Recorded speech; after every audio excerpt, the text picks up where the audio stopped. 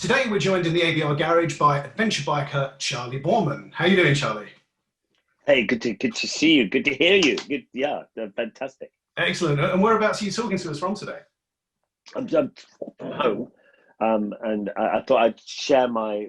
I've got a little bit of sort of a fetish for helmets, so I can see you've got a couple there behind you as well. There's been quite a lot of mysteries surrounding the long way up. So could you, just at this stage, kind of explain what we can expect to see, really? Yeah, I think you and I had it's been almost 10 years or over 10 years since we did the last one, and we always said we wanted to do a third one, but I think you and moved to America, and we all got busy with our lives, and you and I kind of sort of drifted apart a little bit together, and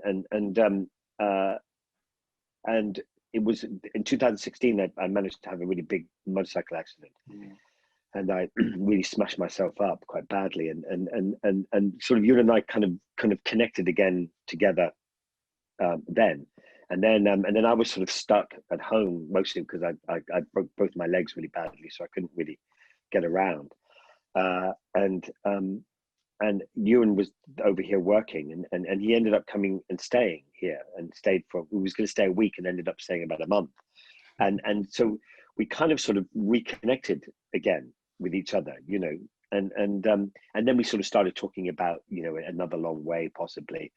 And I remember Dave and Russ, our two our partners in this, who produced Long Way Round and Down, and now finally Up.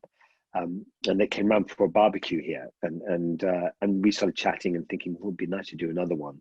And then we kind of came up with this idea of doing it electric, because Yeah. we'd already done it a couple of times on petrol, and we thought what we're going to do differently, and so the idea of electric came up, but I think at that point I didn't think we realized how,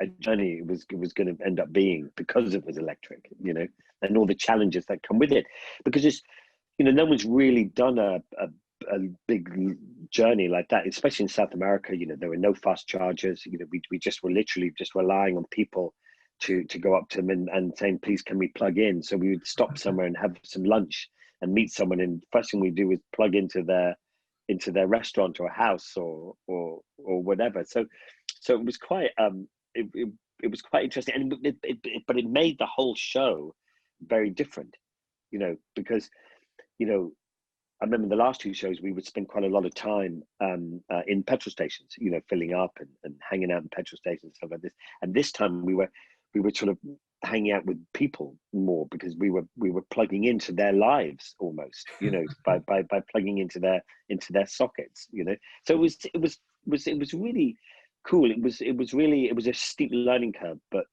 really cool.